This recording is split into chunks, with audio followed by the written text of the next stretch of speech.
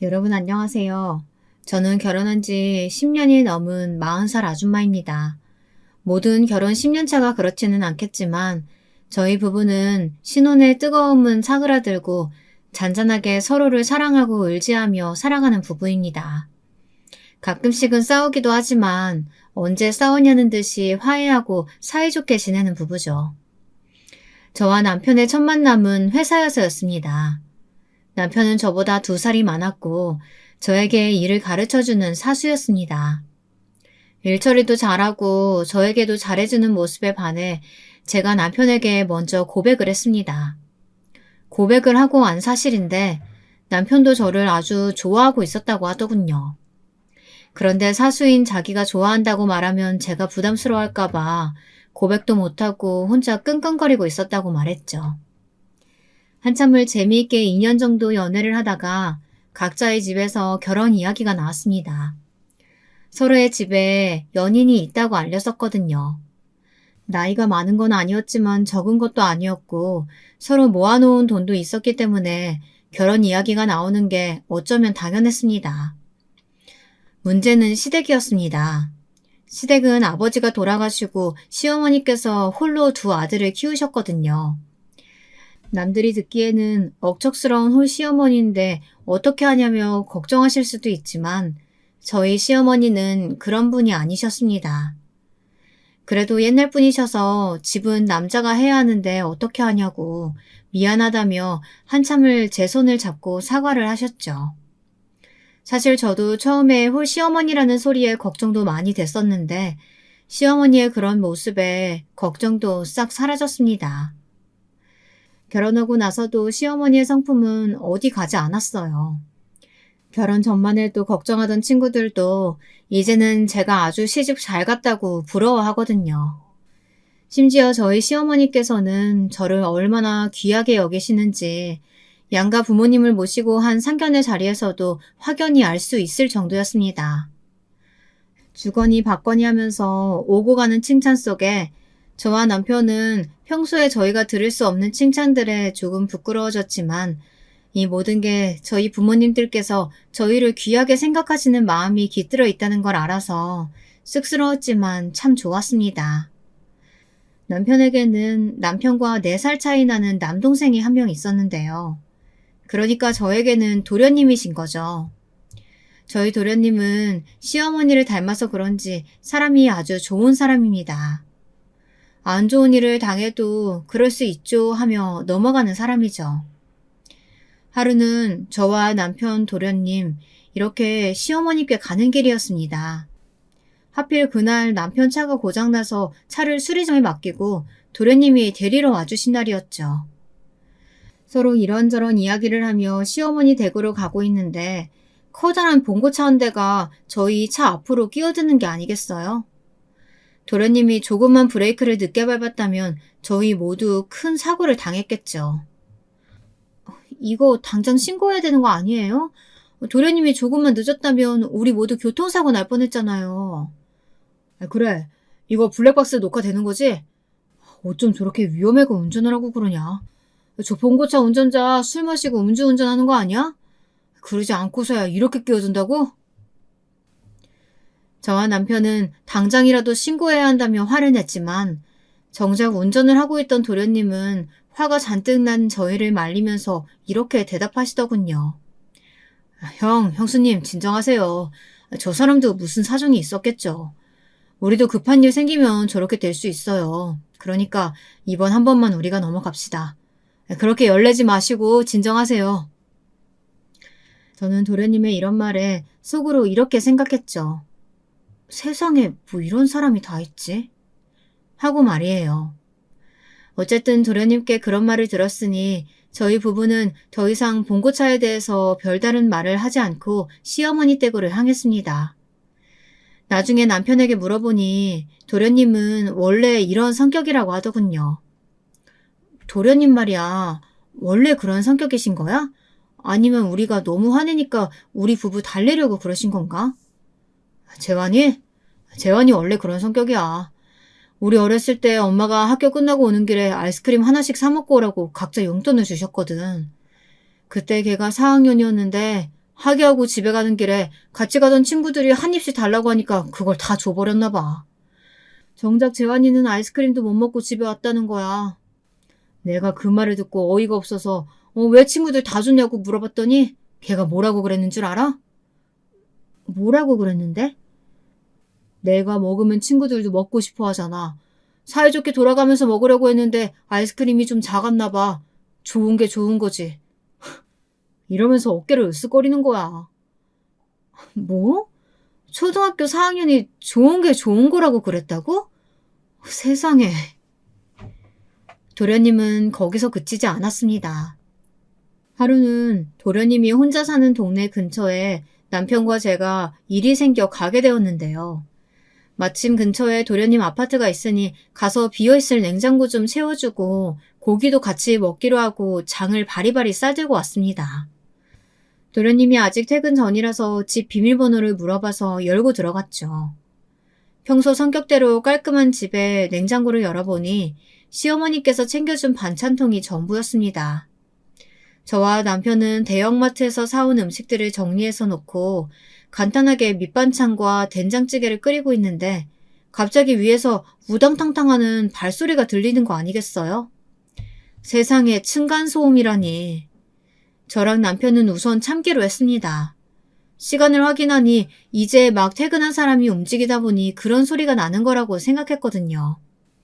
하지만 저희 생각과는 다르게 그 소음이 점점 커지고 길어지더니 어느 순간 시간을 보니 벌써 30분이 지나 있더군요. 참다 참지 못한 제 남편이 올라가서 위에 주의를 줬지만 10분 만에 다시 시끄러워지는 위층에 때마침 들어온 도련님을 붙잡고 이게 무슨 일인지 물었습니다. 아, 위층이요? 위에 아이들을 키우고 있어서 그런 거라고 하더라고요. 요즘 같은 날씨에 그 애들 어디 가서 뛰어놀겠어요. 저도 처음에는 좀 힘들긴 했는데 이제는 적응돼서 괜찮아요. 이러는 거 아니겠어요? 요즘같이 층간소음에 예민한 시대를 살아가는 사람들 틈바구니에서 이런 사람이 있다니.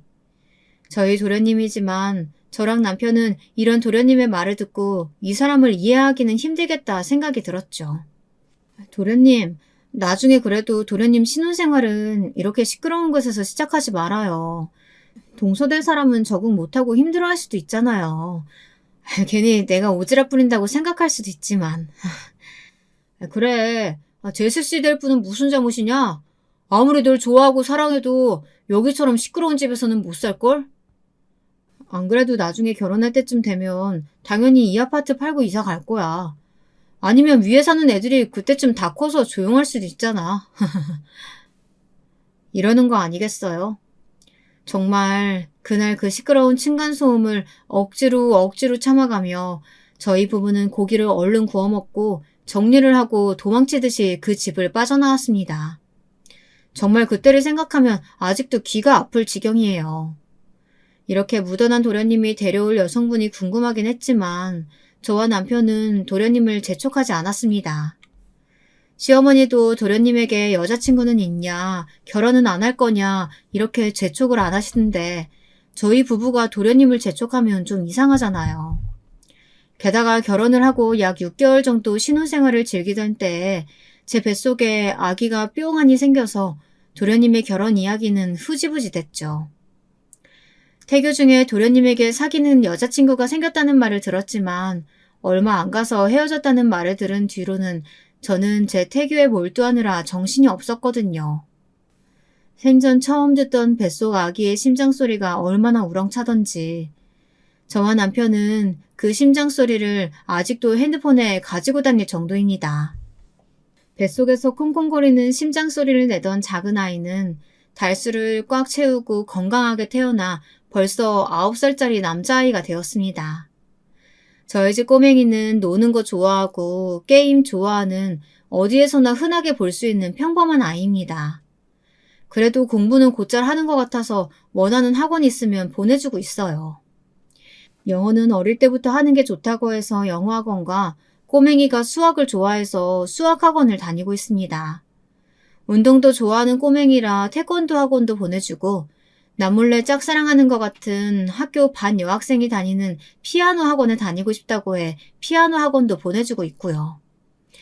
그리고 아들이 물을 좋아해 수영장에 다니고 싶다고 해서 주말에는 수영 학원에도 보내고 있습니다. 저희 아들이 다니는 학원만 해도 영어, 수학, 태권도, 피아노, 수영 이렇게 5학원이죠. 주변 엄마들은 종합학원이라도 하나 더 보내는 게 좋지 않겠냐 하지만 저나 남편은 딱히 아들에게 공부 욕심이 없는 사람들이라서 지금도 학원을 많이 다니고 있는데 여기서 더 보내는 건 부모의 욕심이라고 생각하는 사람들입니다. 학원도 영어 말고는 꼬매기가 배우고 싶다고 졸라서 다니는 학원들이라서 저희 부부는 언제나 그만두고 싶다면 그만두라고 말합니다. 어릴 때는 실컷 놀게 하자는 게 저희 부부의 철칙이라면 철칙이거든요. 사실 꼬맹이가 다니는 학원비가 만만치 않아서 저도 다시 일을 시작할까 했었는데요. 운 좋게 저희 아버지가 가지고 있던 땅 몇 곳이 재개발에 들어가게 되면서 엄청난 토지 보상금을 받게 되었습니다. 저희 아버지는 그 돈으로 아파트 상가와 아파트 2채를 사 유산이라고 말씀하시면서 제 앞으로 증여를 해주셨습니다. 아빠, 나 필요 없어요. 이 돈 엄마랑 아빠 노후 자금으로 쓰셔야죠. 아이고, 됐다, 됐어. 너 이만큼 해줄 돈은 있으니까 그냥 받아. 말이 너한테 주는 거지. 그거 다 우리 똥강아지한테 주는 거야. 너랑 내가 쓰면 얼마나 쓰고 살면 얼마나 살겠니? 우리 하고 싶은 거 하는 게 바로 노후지. 아빠는 무슨 그런 말을 하는 거야. 살면 얼마나 산다니. 우리 집 꼬맹이 무럭무럭 잘해서 증손주 낳을 때까지는 살아야죠. 아이고, 됐다, 됐어. 너는 무슨 그런 소리를 해. 나는 딱 건강하고 행복하게 재미있게 살다가 이때다 싶을 때 갈 거니까 그런 무서운 소리 하지도 마. 증여라는 소리에 놀라 친정집으로 한 걸음에 달려가니 엄마랑 아빠가 하는 소리에 놀라 얼른 맞받아 쳤습니다.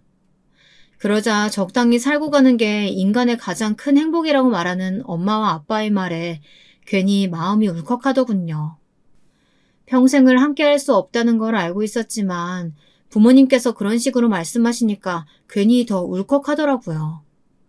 누가 툭 치면 눈물이 주르륵 흐를 것 같았습니다.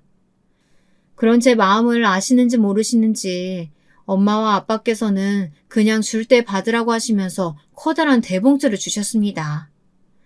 그 안에는 저에게 주시겠다고 하셨던 아파트 상가와 아파트 2채에 관한 문서가 들어있었고요.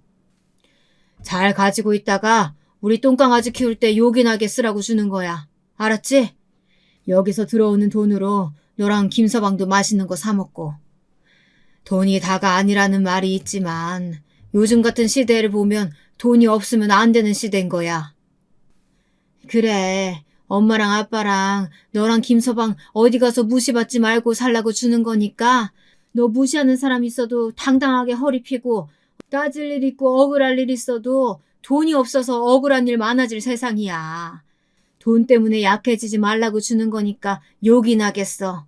알았어? 저는 아빠와 엄마의 말에 알겠다고 고개를 끄덕이면서 어느 순간 늙어버린 엄마와 아빠를 꼭 안아드렸습니다. 그날 집으로 돌아가서 저는 남편 앞에 그 서류를 내놓으며 말했습니다. 엄마 아빠가 우리 꼬맹이 키우는데 요긴하게 쓰라고 주신 거야. 이거 어떻게 하면 좋을까?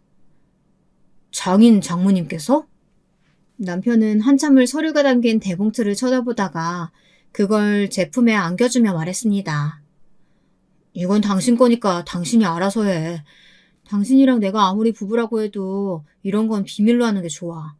내가 어느 날 도박에 빠져서 이거 훔쳐서 달아나면 어떻게 하려고 그래? 아니, 당신은 무슨 그런 말을 해.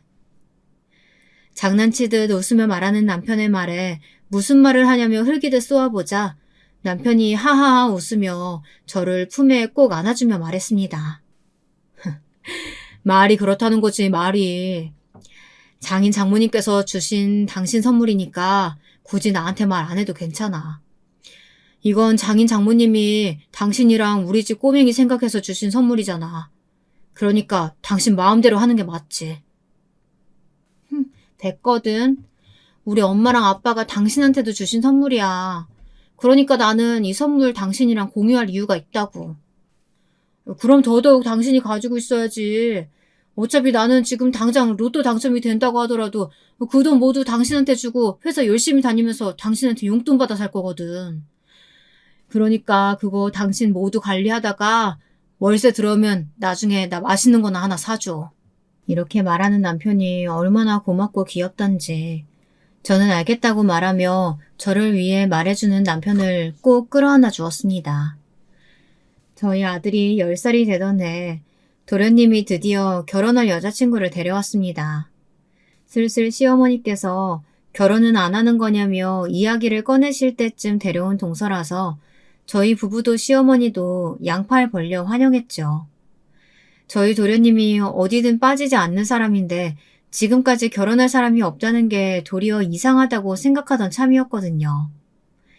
아무튼 도련님은 저희 부부에게 먼저 여자친구를 소개시켜주고 싶다고 해서 저와 남편은 아들을 친정에 맡기고 식사를 하러 레스토랑으로 향했습니다. 형수님, 여기에요. 어쩜 주차를 하다가 타이밍 좋게 만난 도련님 커플과 저희 부부는 어색하게 인사를 하고 레스토랑으로 향했습니다. 이 레스토랑은 도련님이 여자친구를 소개시켜준단 말에 우리가 맛있는 걸 사겠다고 하면서 힘들게 예약한 유명한 레스토랑이었습니다. 어머, 여기 아주 유명한 곳 아니에요? 자리에 앉자마자 웃으며 말하는 동서의 말에 도련님이 냉큼 고개를 끄덕이며 말하더군요. 맞아. 여기 우리 형이랑 형수님이 당신 본다고 하니까 좋고 맛있는 거 사주고 싶다고 하면서 어렵게 예약한 곳이야. 그러니까 우리 맛있게 먹자. 알았지? 정말요? 감사해요. 사실 저희가 사야 하는 자리인데. 수줍게 웃으면서 말꼬리를 늘리는 동서의 행동에 남편이 얼른 괜찮다고 말하며 웃더군요. 저희는 음식에 간단하게 와인도 시켜 나눠 먹으며 화목하게 저녁 식사를 끝냈습니다. 술자리 내내 이런저런 말들이 끊이지 않았습니다. 도련님과 어떻게 만나게 됐는지부터 해서 도련님이 얼마나 무던한 성격인지 그 무던한 성격 덕분에 이런저런 일이 있었다고 말하는 자리여서 그런지 동서와 저희 부부는 금세 친해질 수 있었죠. 아유, 말도 마세요. 세상에 공연을 보러 갔는데 안 보이면 안 보인다 앞사람에게 말이라도 할 수 있잖아요. 아니면 자리를 옮기면 되는 건데 그걸 끝낼 때까지 말 안 하고 있다가 제가 그 가수 이분은 정말 이쁘지 않았어? 이러니까 뭐라고 했는 줄 아세요? 뭐라고 했는데요? 난 앞사람 때문에 가려서 제대로 못 봤어. 이러는 거예요. 도련님 흉내를 낸다고 목소리를 한껏 깔던 동서가 깨르륵거리면서 웃는 소리가 어찌나 좋던지. 저는 그 자리에서 동서도 좋은 사람이라고 결정 내릴 수 있었습니다. 어쩜 끼리끼리 만난다는 말이 괜히 있는 게 아니었나 봐요. 좋은 사람인 도련님이 데려온 좋은 동서. 게다가 능력 있는 도련님이 똑같이 능력 있는 동서를 데려왔으니 누가 봐도 두 사람은 천생연분처럼 느껴졌습니다. 딱 봐도 둘이 결혼하면 잘 살겠다고 생각했죠. 그 생각은 남편도 마찬가지였습니다. 저와 남편은 도련님 커플 몰래 눈을 마주치며 고개를 끄덕이면서 서로가 같은 생각을 하고 있다는 걸 알 수 있었죠. 그 후로 정말 모든 일이 빠르게 진행됐습니다. 저희 부부와 만난 동서는 그 다음날 바로 시어머니를 만났고 시어머니도 동서와 도련님이 행복하게 잘 지낼 수 있겠다 생각하셨는지 결혼을 허락하셨습니다. 도련님 말이야. 내가 이런 말 하면 좀 그럴 수 있지만 설마 그 층간소음 시끄러운 아파트에서 신혼생활 시작하시는 건 아니겠지? 제 걱정스러운 말에 남편도 사뭇 진지해져 당장이라도 도련님에게 전화를 걸 것처럼 핸드폰을 꺼내더군요. 저는 그런 남편을 말리면서 말했습니다. 생각해보니까 그 전에 우리 도련님 댁에서 고기 구워 먹었을 때 그때 도련님이 결혼하기 전엔 그 아파트 팔고 이사 간다고 하지 않았어? 이왕 그렇게 하는 거 좋은 곳으로 들어가라고 우리가 결혼 선물로 좀 해줄까? 당신도 형 체면이 있으니까 그게 제일 좋을 것 같은데. 에이, 됐어. 그런 거 괜히 해줬다가 나중에 갚겠다는 둥 그런 소리만 들어. 자기가 필요했으면 도와달라고 했을 거야. 그럴 때 당신이 도와주고 싶으면 도와주는 거고 싫으면 안 도와주면 되는 거야. 남편은 거절했지만 저는 계속해서 남편에게 재촉했습니다. 아니지. 도련님 성격에 필요하다고 말할 사람이야? 돈 빌릴 바에야 그냥 이렇게 살지 뭐 하하하 이럴 사람이지. 제 말에 남편은 그것도 그렇지만 우리가 굳이 도와줄 필요까지는 없을 것 같다고 하더군요. 결국 남편과 제가 1시간 동안 입씨름을 한 결과 도련님 신혼집에 좋은 냉장고 하나 해주는 걸로 결론이 났습니다. 아, 내가 전생에 얼마나 좋은 일을 많이 했으면 우리 와이프가 내 동생까지 챙겨주지? 나 정말 전생에 나라를 지켰나 봐. 냉장고 선물하자는 결론에 이런 말까지 하는 남편이 귀여워서 으이그하고 남편 마음이 바뀔까 서둘러 도련님께 냉장고 선물을 하겠다고 전화를 하려고 했습니다.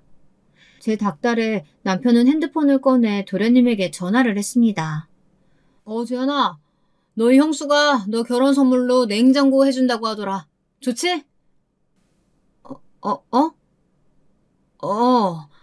어, 그건 형이 함부로 정할 문제가 아닌 것 같다. 너희 형수랑 이야기해볼게. 그래. 너무 걱정하지 마. 해맑게 전화하던 남편이 전화를 끊을 때쯤 한껏 진지해져서는 전화를 끊고 저를 보며 전전긍긍하더군요. 옆에서 다 듣고 있던 저는 무슨 일이냐며 남편에게 물어봤습니다. 왜? 무슨 일인데? 뭐 문제 생겼어? 왜? 도련님이 뭐라고 하시는데? 아니, 재수 씨가 집 관련해서 좀 꼼꼼하게 따졌나 봐. 재수 씨가 원하는 집이 재환이가 모은 돈으로는 조금 어렵나 봐. 매매보다는 전세로 알아보고 있다는데 요즘 같은 시기에 전세 매물이 얼마나 나오겠어. 동서가 원하는 집이 어딘데? 왜 거기 있잖아. 최근에 새로 지어서 입주민 많았던 곳. 남편이 하는 말을 듣다가 번쩍하고 아버지가 저에게 주셨던 아파트가 생각났습니다.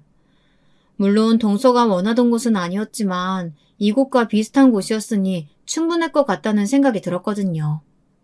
마침 그곳도 전에 살던 세입자가 나가 공실이었기 때문에 저는 고민 없이 바로 남편에게 말했습니다. 아빠가 준 아파트, 마침 거기도 전에 계시던 세입자분이 나가셔서 공실이잖아. 물론 동서가 원하는 아파트는 아니지만 그쪽도 충분히 괜찮지 않을까? 당신 생각은 어때?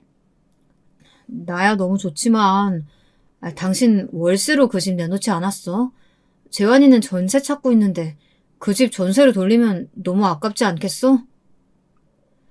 저는 남편의 말에 고개를 끄덕이며 대신이라는 조건을 달았습니다. 도련님이니까 괜찮아. 대신 당신 아는 사람이 내놓은 전세라고만 하자. 내가 집주인이라고 하면 도련님이나 동서가 부담스러워할 수 있잖아. 다행히 내 이름이 흔한 이름이니까 도련님 커플도 모를 거야. 내가 집주인이니까 요즘 전세 사기 이런 이야기도 많던데 그럴 리도 없고 도련님 형편에 맞춰서 주변 시세보다 저렴하게 하면 될 것 같아. 그치? 제 말에 남편은 저를 꼭 끌어안아주며 고맙다고 이야기했습니다. 진짜 고마워 자기야. 정말 고마워. 말로만 그러지 말고 알면 나랑 우리 꼬맹이한테 더 잘하란 말이야. 괜히 툴툴거리며 남편에게 말했지만 남편은 그런 제 툴툴거림에도 저를 꼭 안아주었습니다. 그 다음날 남편은 아무렇지 않은 척 도련님께 전화를 해 아는 지인이 전세를 시세보다 저렴한 가격에 준다고 했으니 동서를 데리고 다녀오라고 말했습니다. 그 주 주말 바로 다녀온 도련님 커플도 바로 계약하고 싶다고 했더군요. 저는 친하게 지내던 그 동네 부동산 이모에게 전화를 걸어 그 집에 대한 대리인 위임장을 작성해 보내드렸고 도련님 커플은 일사천리로 그 아파트를 계약했습니다. 집이 생기자 도련님과 동서의 결혼식은 엄청 빠른 속도로 진행되었습니다. 도련님이 적은 나이는 아니었고 동서도 적은 나이가 아니었으니 오히려 빠른 속도로 이루어지는 결혼에 양가 모두 환영이었죠. 저희 부부는 전셋집에 관련해서는 모른 척을 하며 결혼 선물이라고 좋은 냉장고도 선물로 보내주었습니다. 선물을 보내드리자마자 도련님께 감사하다고 전화도 왔고요. 형, 형 덕분에 이렇게 좋은 집 얻었는데, 이렇게 비싼 냉장고까지 선물해 주셔서 정말 감사해요, 형수님. 에이, 그런 소리 하지 말아요. 하나뿐인 도련님이 결혼하시는데 형수님으로서 이 정도는 해줄 수 있죠. 그럼 섭섭한 소리 하지 마세요. 알았죠? 그런 제 말에도 도련님은 연신 고맙다고 말했고, 그렇게 고마우면 나중에 집들이에서 맛있는 거 많이 해달라고 이야기를 했습니다. 도련님도 당연히 친구들보다 양가 부모님 먼저 모시고 집들이를 할 거라고 하더군요. 도련님이 저에게 먼저 통화를 하고 남편에게도 전화를 했다고 합니다. 형, 진짜 고마워. 나 형 덕분에 좋은 집 주변 시세보다 싸게 들어왔어. 와이프도 너무 좋아하더라. 그래, 그래. 그 집 깨끗하게 잘 쓰고 나갈 때는 집 매매해서 나가. 그 전에 살던 세입자가 거기서 일 잘 풀려서 집 사가지고 나갔다고 하더라. 그래야지. 나도 벌고 와이프도 벌고 있으니까 이거보다 더 좋은 집 사서 나갈 거야. 이런 도련님 커플의 다짐을 남편에게 전해 들으니 저희 부부의 신혼 초 모습이 생각나더군요.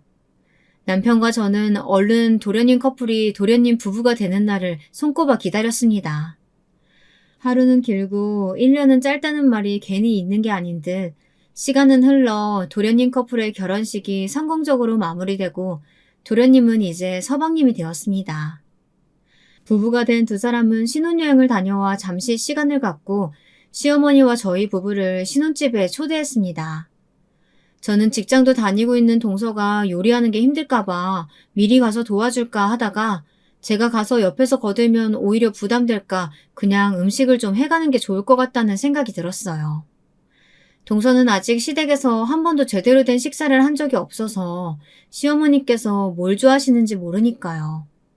제가 시어머니가 좋아하시는 잡채랑 갈비찜을 했습니다. 마침 일찍 퇴근한 남편과 함께 저희 친정의 아들을 맡기고 서방님 부부의 신혼집으로 향했습니다. 차를 타고 신혼집으로 가는 내내 동서랑 시어머니 생각해서 음식 해가는 사람은 저밖에 없을 거라고 남편이 얼마나 칭찬을 하던지 얼른 도착해서 남편 차를 탈출하고 싶을 정도였습니다. 우리 여보는 진짜 최고야. 아들 보면서 재수 씨랑 우리 엄마 생각까지 하다니. 솔직히 우리 엄마 요즘 입맛 없다고 해서 좀 걱정됐었는데 우리 여보가 만든 잡채랑 갈비찜 드시면 아주 그냥 도망간 입맛도 냉큼 돌아오겠는데? 아우, 됐어. 그만 좀 해. 누가 보면 다른 사람 칭찬해주는 학원 다니는 줄 알겠다. 아니, 잠깐만. 당신 요즘 정말 무슨 학원 다녀? 왜 이렇게 말이 점점 더 번지르르해져? 아주 의심스러워. 제 이런 말에 남편은 이렇게 말하더군요. 아니, 내 마누라 칭찬은 내가 해주지 누가 해줘? 내가 이러는 게 한두 번이야? 저는 그런 남편의 말에 빵하고 터져 깔깔깔 웃으며 신혼집에 도착할 수 있었습니다. 무거운 갈비찜을 남편에게 들게 하고 저는 비교적 가벼운 잡채를 들어 신혼집으로 올라갔습니다. 문을 열고 들어가자 맛있는 밥 냄새가 날 거라고 생각했던 저와 남편의 기대와는 다르게 그냥 좋은 향기만 나더군요. 저랑 남편은 약간 어리둥절해져 문을 열어준 서방님을 쳐다봤는데 서방님이 한숨을 내쉬며 우선 들어오라고 했습니다. 들어가서 주방에서 분주하게 움직이는 동서와 인사를 나누고 식탁을 봤는데 세상에 배달 음식이 한 상 가득 늘어져 있는 거 아니겠어요? 저와 남편은 순간 당황했지만 내색은 하지 않았어요. 저는 얼른 선수를 쳐서 말했습니다. 짠! 내가 우리 동서 바쁠 것 같아서 이렇게 만들어 왔어요. 서방님, 우리 얼른 동서 도와줘요. 여보는 어서 가서 어머님 모셔오고. 우와, 이거 형님이 다 하신 거예요? 진짜 대단하시네요. 갈비찜과 잡채를 보며 대단하다고 칭찬하는 동서에게 다음에는 더 맛있는 걸 해주겠다고 대답하고는 얼른 음식들을 그릇에 옮겨 담았습니다. 저는 요리를 정말 못해서 형님같이 요리 잘하시는 분 있으시면 너무너무 신기하더라고요. 칭찬인지 아니면 자기도 민망해서 하는 말인지는 모르겠지만 저는 그 말을 들으면서 열심히 분리수거까지 끝냈죠. 끝내고 소파에 앉아 한숨을 돌리는데 남편과 시어머니가 도착했습니다. 동서는 어머니가 도착하자마자 갖은 앙탈을 부리면서 말하더군요. 어머님, 오늘 어머니 오신다고 하셔서 맛있는 거 많이 많이 준비했어요. 헐, 어머니 옆에 붙어서 맛있는 거 많이 준비했다는 동서의 애교에 순간 저와 남편이 눈이 마주쳤습니다. 남편과 저는 서로 어떤 생각을 하고 있었는지 알았지만 입 밖으로는 꺼내지 않았습니다. 서방님이 한숨을 푹 내쉬었지만 서로 그날 일은 절대 입 밖에 내지 않기로 암묵적 합의를 했죠. 그날 시어머니께서는 자극적인 배달 음식보다는 제가 준비해간 잡채랑 갈비찜에 밥 2공기를 먹고 저희 남편이 댁으로 모셔다 드렸습니다. 남편이 시어머니를 모셔다 드리는 사이 저는 동서와 서방님을 도와 그릇 정리를 했죠. 남편이 돌아오자 저희 부부도 이만 집으로 돌아가려는데 동서가 저를 주방으로 몰래 부르더라고요. 그리고는 돈이 담긴 봉투를 제 주머니 속에 넣으며 작게 속삭이더군요. 형님, 오늘 정말 감사했어요. 형님 안 계셨으면 어머니 입에도 안 맞는 음식 드실 뻔했어요. 이러면서 애교를 피우는 동서에게 괜찮다고 말하며 다시 돌려주려고 했지만 동서는 그러면 본인 마음이 좋지 않다고 많이 안 넣었다고 재료비만 넣었다며 받아달라고 하더군요. 저는 그런 동서에게 못 이겨 결국 받았고요. 그날 그렇게 찜찜한 기분으로 돌아가는 차에서 남편이 제 표정을 보고는 말하더군요. 그렇게 찜찜하면 내가 재환이한테 말해서 다시 돌려줄까? 아니야. 당신이랑 서방님 몰래 준 건데 그러지 마. 나중에 이 돈으로 더 맛있는 거 해서 가져다 주면 될 거야. 제 말에 남편은 그렇게 하자고 했고 애써 찜찜한 기분을 떨쳐냈습니다. 하지만 이렇게 떨쳐내면 안 된다는 걸 알았을 때는 이미 늦어버렸죠. 하루는 동서가 급한 일이라고 그래서 아들을 친정에 맡기고 서방님네 신혼집으로 향했는데요. 고기며 야채며 바리바리 사다 놓은 동서가 그 가운데에서 저를 보며 울상이지 않겠어요? 어머, 동서, 이게 다 뭐야? 형님, 저 좀 도와주세요. 저번에 형님이 만들어주신 갈비찜이 너무너무 맛있어서 저희 부모님께도 해드리고 싶어서 이렇게 잔뜩 사왔는데 어떻게 해야 될지 모르겠어요.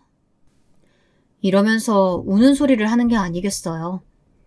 그런 동서를 차마 외면할 수 없어서 동서가 장바온 그대로 갈비찜을 해줬습니다. 처음에 동서가 옆에서 도와주겠다며 이리저리 돌아다니다가 과일 깎으라고 준 과도에 손가락이 베었다며 징징거리길래 그냥 식탁에 앉아서 이야기 상대나 해달라고 했죠. 그날도 갈비찜을 만들고 가는 저에게 돈 봉투를 쥐어주는 동서의 모습에 제 기분이 점점 이상해져 갔습니다. 남편에게도 이 이야기를 했더니 재수씨 그렇게 안 봤는데 이상한 사람이라며 같이 기분 나빠해 주더군요. 재수씨 정말 그렇게 안 봤는데 좀 이상한 사람이네. 당신이 잘해준다고 해도 자기보다 윗사람인데 윗사람을 부려먹어? 이거 내가 재환이한테 말해볼까? 아니야. 그러지 마. 괜히 당신이랑 서방님 사이만 나빠져. 이제 안 가면 되는 거니까 괜찮을 거야. 근데 동서 돈 진짜 많나 봐. 어떻게 수고비라고 30만 원, 50만 원씩 턱턱 줄 수가 있지? 재환이 말로는 하고 있는 일이 잘 된다고 하더라. 무슨 샵 같은 거 한다고 했던 것 같은데 직원들도 좀 있나 봐. 연봉이 1억 정도 된다고 하더라고. 근데 그 샵 주소가 좀 익숙하더라고. 아무튼 아무리 자기가 돈 많이 번다고 그래도 그렇지 어떻게 당신을 부려먹을 생각을 하냐. 점점 더 마음에 안 드네. 저는 괜히 남편 기분만 상한 것 같아서 괜찮다고 말하며 덧붙였습니다. 이제 그럴 일 없어. 동서가 불러도 안 갈 거니까. 괜찮아. 하지만 일은 뜻밖의 다른 곳에서 발생했습니다. 그날은 시아버지 제사가 있던 날이었습니다. 시어머니께서 젊은 시절 맛있는 거 못 먹고 돌아가신 시아버지가 안타까워 생전 좋아하시던 음식들을 돌아가신 날 하나둘씩 올린 게 어느 날 보니 제사라고 부르게 됐죠. 시어머니께서는 매일 본인 마음 편하자고 하는 일이니 올 필요 없다고 말씀하셨지만 좋은 시어머니와 좋은 남편 덕분인지 시집살이 한 번 없던 저였기에 시어머니 도와드릴 일이 있으면 친정의 아들을 맡기고 흔쾌히 가서 준비를 도와드렸죠. 서방님도 이번엔 동서를 데리고 갈 거니까 시어머님 댁에서 보자며 남편을 통해 말을 전하더군요. 저는 동서가 오든 말든 상관없지만 서방님 결혼하고 첫 시아버지 제사라 그런지 서방님이 꼭 갈 거니까 같이 준비하자고 하길래 알았다고 했습니다. 그러곤 집에서 음식 몇 가지만 준비했습니다. 손 많이 가는 것들만 가져가기로 하고 잡채와 갈비찜 그리고 시아버지가 생전에 전을 좋아하셨다고 해서 전만 먹을 만큼 해서 가져갔죠. 시댁에 도착해서 서방님을 기다리는데 서방님과 동서가 아무리 기다려도 도착을 하지 않는 거예요. 이게 무슨 일인가 싶어 서방님에게 전화도 해봤지만 받지 않더군요. 바깥이 어둑어둑해졌는데도 오지 않은 서방님 부부에 결국 저와 남편 시어머니는 더 이상 서방님을 기다리지 않고 시아버지 제사를 지냈습니다. 제가 준비해간 음식들을 다시 따뜻하게 데우고 어머니께서 준비하신 떡이며 이런 것들을 올리고 간단하게 제사를 끝내고는 셋이서 둘러앉아 늦은 저녁을 먹었죠. 그날 제사가 끝나고 돌아가는 남편의 차 안에서 동서에게서 온 뜻밖의 문자에 머리 끝까지 화가 치밀어 올랐습니다. 형님, 제가 일당 100으로 보냈어요. 수고하셨어요. 앞으로도 이런 일 생기면 수고해줘요. 세상에, 이건 저를 거지 취급한 거 아닌가요? 아무리 저를 얕잡아봐도 그렇지 어쩜 이런 식으로 문자만 보낼 수 있죠? 저는 부글부글 끓어오르는 속을 다스리지 못하고 운전 중이던 남편에게 이것 보라며 문자를 보여줬습니다. 남편도 그 문자를 보고 어이가 없다면서 차를 갓길에 세우고 한참이나 제 핸드폰을 가져가 문자를 들여다봤습니다. 아무리 그래도 문자 안에 메시지가 달라지겠어요. 여전히 저를 마치 돈만 쥐어주면 뭐든지 다 하는 거지 취급하는 듯한 메시지는 그대로였죠.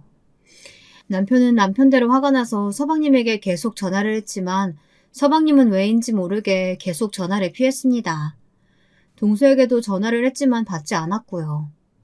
정말 제가 이 나이 먹고 이런 취급을 받을 거라고는 상상도 하지 못했었는데 저보다 나이도 어리고 손 아랫사람에게 이런 취급을 받으니 어떻게 해야 할지 모르겠더군요.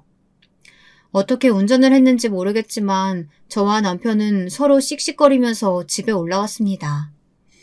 뒤집어지는 속을 차가운 물로 진정시키고 저와 남편은 식탁에 마주 앉아 이걸 어떻게 해치워야 하나 고민을 했지만 딱히 떠오르는 건 없었습니다.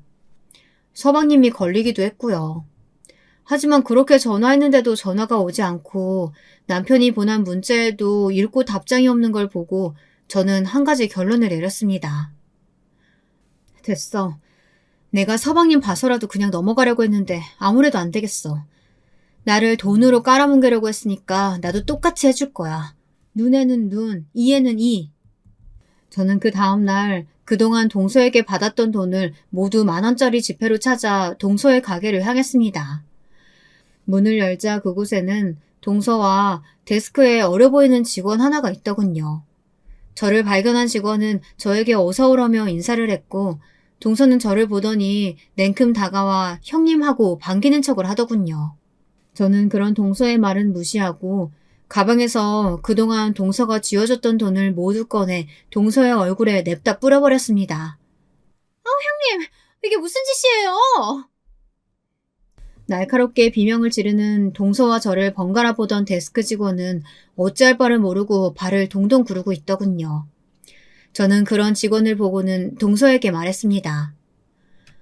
모르는 사람한테 더 망신당하는 걸 보이고 싶지 않으면 저 직원부터 어디 내보내는 게 어때? 제 말에 동서는 직원에게 경찰에 신고하라고 소리를 질렀지만 직원은 한껏 굳어서 아무것도 못하더군요. 결국 제가 그 직원을 보고 말했습니다. 경찰은 됐고 가서 일 봐요.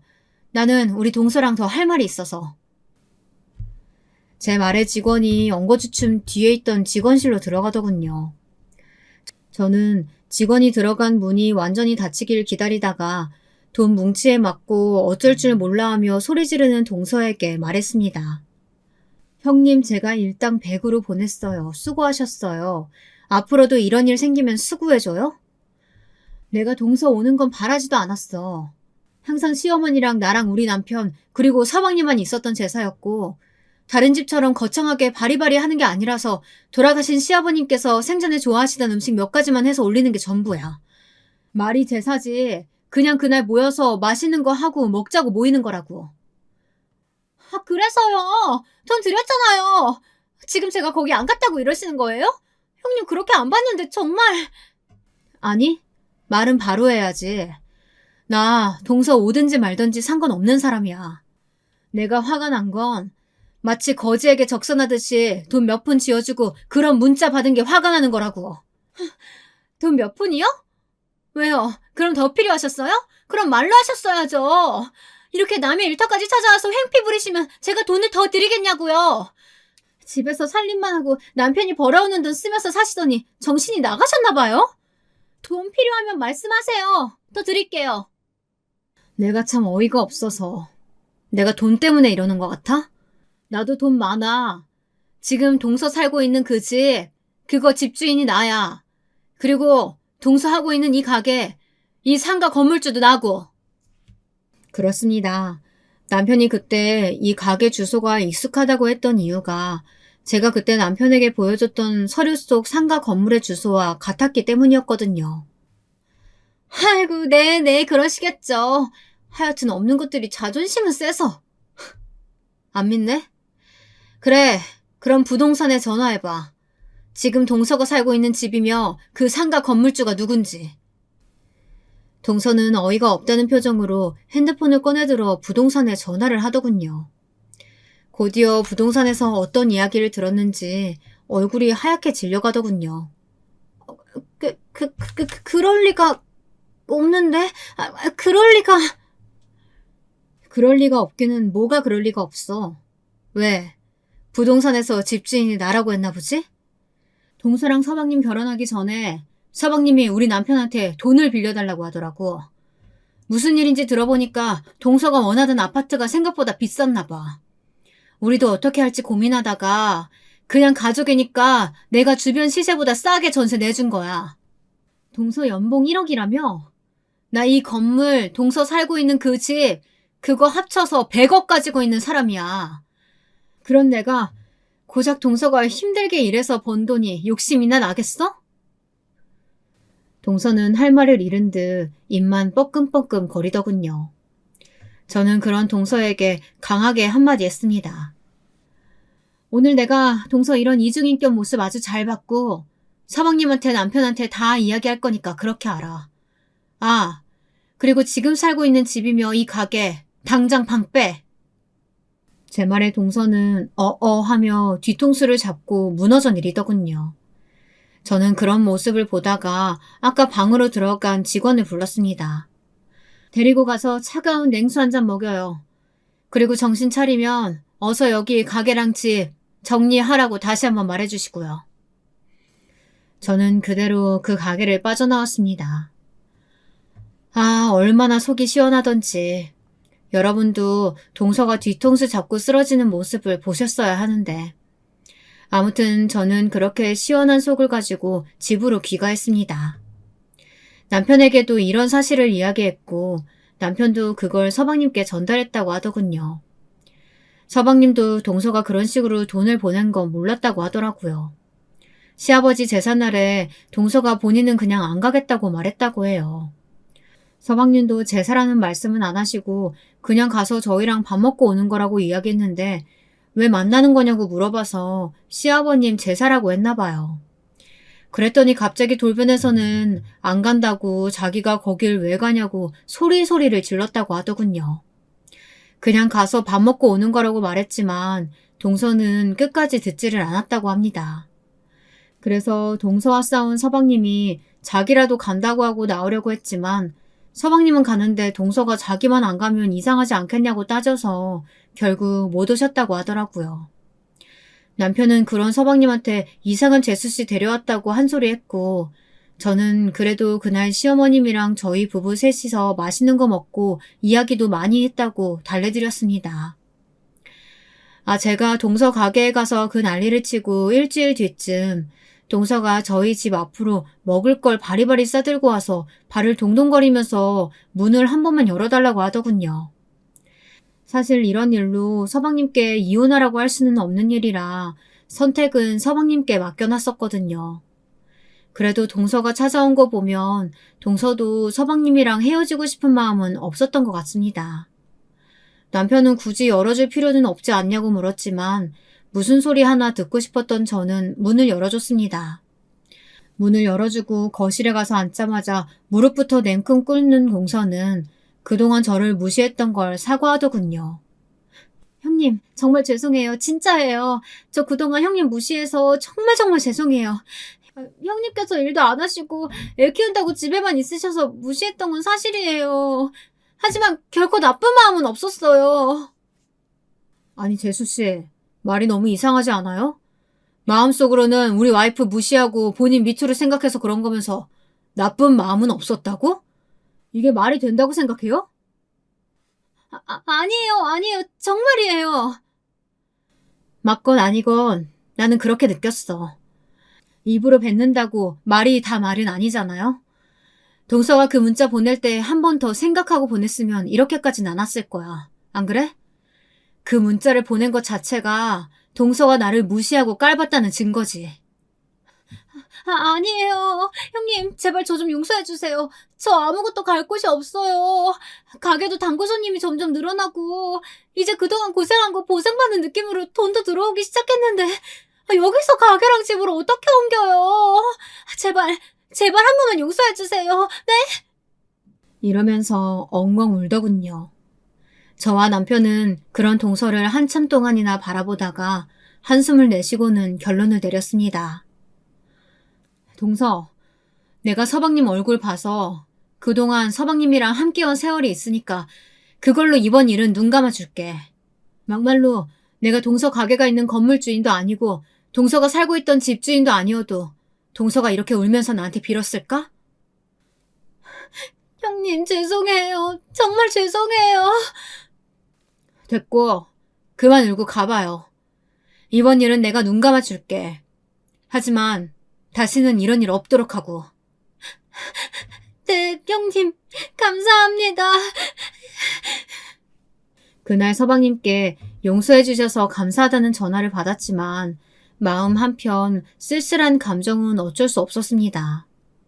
그래도 한 가족인데 제가 너무했나 하는 생각도 들고 만약 정말 제가 아무것도 없이 그 상황을 똑같이 겪었다면 이렇게 속 시원하게 해결할 수 있었을까 하는 생각도 들더군요. 그래도 다행히 다음에 만났을 때 동서가 깍듯하게 형님 대우를 해줬고 저는 이 일은 없었던 일처럼 전처럼 잘 지내고 있습니다. 그 뒤로 동서는 저에게 요리를 배우고 싶다고 다가오기도 했고 저도 저에게 다가오는 동서를 밀어내지 않았습니다. 그렇게 요리를 알려주면서 동서와 관계가 회복됐고 동서는 계속 그날 일을 사과하면서 저희의 분위기도 점점 풀려갔죠.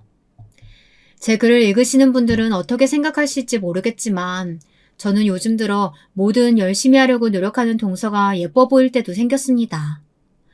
저번에는 제 생일이라고 저한테 배운 갈비찜을 들고 와서 먹어보라고 주는데 그때 느꼈습니다. 그날의 서운한 감정은 어느 순간 사라졌다는 걸요. 물론 가끔씩 남편과 그날에 관련된 이야기를 하고는 하지만 동서 앞에서는 절대 그런 이야기는 꺼내고 있지 않습니다. 동서에게는 숨기고 싶은 이야기일 테니까요. 이렇게 제 긴 이야기 끝까지 들어주셔서 감사합니다.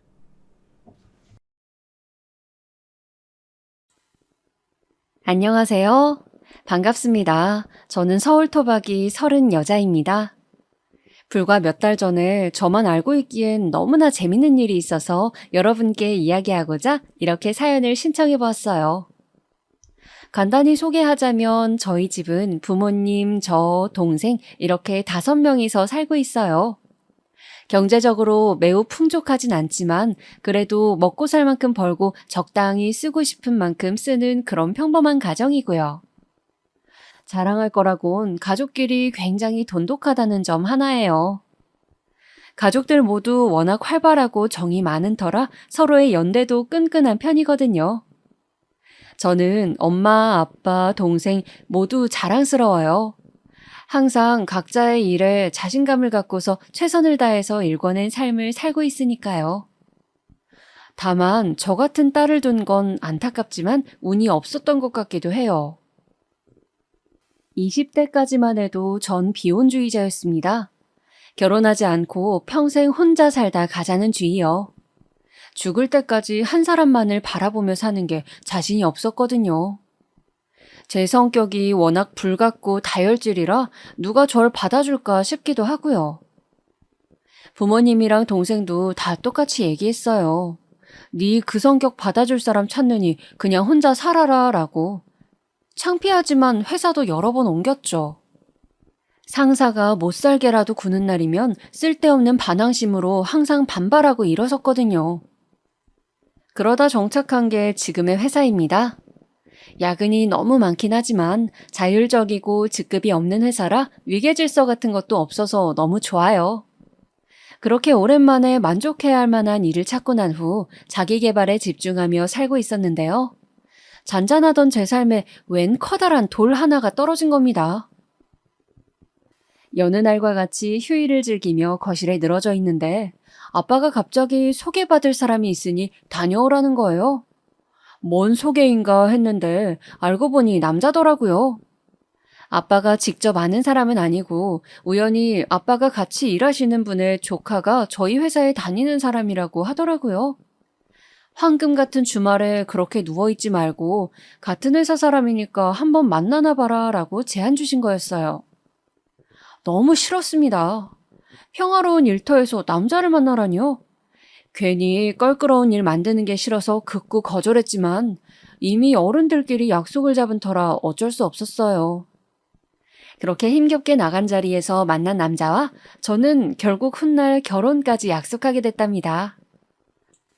사람 일이라는 건 알다가도 모른다는 어른들의 말씀이 다 정말 100번 1000번 맞아요. 만나기 싫었던 남자와 연애를 하게 되고 남의 일 같았던 결혼을 하기 위해 어느새 식장을 알아보는 제 모습이 믿기지 않았죠. 그때부터 괜히 지키지 못할 입방정 떨지 않기 위해 입조심 말조심하며 살고 있고요. 결혼을 약속했던 그 남자, 전 남자친구를 우선은 편하게 남자친구라고 말할게요. 그 사람은 한마디로 순둥이 같았어요. 제가 뭐라고 하던 무슨 일을 하던 군말 없이 믿어주고 따라줬거든요. 전 그 점이 제일 좋았고요. 가끔 줏대없는 모습이 답답하긴 해도 있는 그대로의 저를 받아주는 사람은 제 인생의 처음이었으니까요. 하지만 같은 직장에 다니기에 결혼 약속하기 전에는 불편한 점도 많았어요. 저와 만나는지 모르고 다른 사람들이 그에 대한 비밀이나 뒷이야기를 저에게 몰래 하는 그런 류요. 다른 부서 사람들이 떠들기로는 남자친구는 굉장히 잘 사는 집안이라고 하더라고요. 사람이 순진하고 쑥맥이라 티가 안 날 뿐이지 꽤나 유명한 소문이라고요. 남자친구 집에 가거나 직접 얘기를 들은 적이 없어서 저조차 몰랐던 사실이지만 딱히 신경 쓰이진 않았죠.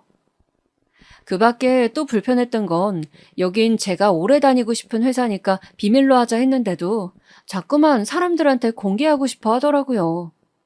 어차피 나중에 다 알게 될 건데 왜 감춰야 하냐면서요. 우연이라도 지나칠 때마다 왜 그렇게 티내고 싶어 안달인 건지 앞으로도 계속 그럴 거냐고 물으니까 본인은 하루라도 빨리 저와 결혼을 해서 함께 살고 싶대요. 한마디로 뭐 자신과의 결혼에 대해서 생각해달란 뜻이었죠. 사람들의 축복 속에서 미래를 약속하는 게 너무 근사할 것 같다면서 낭만적인 소리를 해대는데 얘도 참 철이 없다 싶으면서도 날 얼마나 사랑하면 이럴까 싶어서 이해해줬습니다. 그 다음부터 하루가 다르게 보채기에 뭔가 스스로도 믿을 만한 구석이 있겠구나 싶어서 차근차근 결혼 준비를 하기 시작했어요. 나중에 후회하더라도 지금 당장은 후회하지 말자는 마음으로 그 사람을 선택한 거였죠. 가족들은 얼마나 좋은 사람이기에 네가 그런 결정을 했냐면서 놀라워했어요. 다들 어서 빨리 상견례하고 싶다며 들떠 있었는데 다 같이 만나는 일이 생각보다 어렵더라고요. 그쪽 아버지가 유명한 강사인데 너무 바쁘셔서 상견례 날짜를 잡지 못하고 있던 터라 최대한 우리끼리 할 수 있는 것부터 준비하기로 했어요. 그렇게 어쩌다 보니 날짜를 알아서 잡고 식장까지 알아본 후에 상견례를 하게 되었습니다. 그쪽 식구들은 겉보기엔 매우 교양이 넘치는 것처럼 보였어요. 예의 있고 고상한 딱 그런 느낌? 아버지는 입시 강사에 어머니는 피아니스트, 형은 유학 중이라니 처음 볼 땐 참 대단한 집안이다 싶었죠. 그쪽에서 먼저 예상만큼이나 거창한 소개를 늘어놓은 이후 저희 집안은 어떤 일을 하는지 소개할 순서가 되었어요. 아빠는 지금 환경미화원으로 일하고 있다 말씀하시고 이어서 엄마 일을 소개하려는데 그쪽 어른들이 잘못 들은 거냐는 표정으로 다시 되물으시더라고요. 네? 실례지만 방금 어떤 일이라고 하셨죠? 환경미화원 말이에요. 뭐가 잘못됐나요? 그런 건 아닙니다만 저는 공직자 자리에 계시다고 전해 들었거든요. 그것도 꽤나 높은. 제가 깜빡 속았나 봅니다. 저런 말을 한 적이 없는데 무슨 소린지 싶어서 남자친구를 쳐다보니 본인은 그런 적 없다는 듯 순진무구한 얼굴을 하고 있더라고요. 죄송한데 저는 남자친구한테 그런 이야기를 한 적이 없어서요. 아빠는 환경미화원으로 오랫동안 일해오셨고요. 알고 계시던 것과는 다르지만 속인 적은 없습니다. 그러니 속았다는 그 말씀은 조금 불편하네요. 그렇구나. 불편했다면 용서하렴. 조금 당황스럽긴 해서 말이야. 뭐랄까, 이렇게 실제로 하시는 분은 처음 보기도 했고, 그래서. 아니, 살면서 환경미화원을 실제로 못 봤던 사람도 있을까요? 저렇게 당황하는 게 저로선 이해가 안 가더라고요. 당황했다고 하더라도 입 밖으로 꺼내는 것도요. 분명 그건 우리 집을 무시하고 깔보려는 의도였다는 게 확실했습니다. 이어서 나머지 가족들이 자기소개를 할 동안 그쪽 식구들은 충격에서 못 헤어나오겠다는 표정으로 가만히 듣고만 있었어요. 아빠도 이 같은 변화를 눈치채셨는지 어느새 말씀이 사라지셨고요. 엄마와 동생은 고개를 푹 숙이고 있더라고요. 하루라도 빨리 결혼을 서두르자던 사람들이 환경미화원이라는 말 하나에 갑자기 꿀먹은 벙어리가 된 게 기가 차더라고요. 아빠는 당신 직업에 누구보다 자부심을 갖고 계셨던 분이었는데 말이죠. 저는 참지 못하고 말씀 도중에 끼어들어 그쪽 부모님께 질문을 했습니다. 실례지만 아까 말씀하신 게 계속 마음에 걸려서요. 한 가지만 여쭤봐도 될까요? 혹시 환경미화원이 강사나 피아니스트보다 훨씬 안 좋은 일이라고 생각하시나요?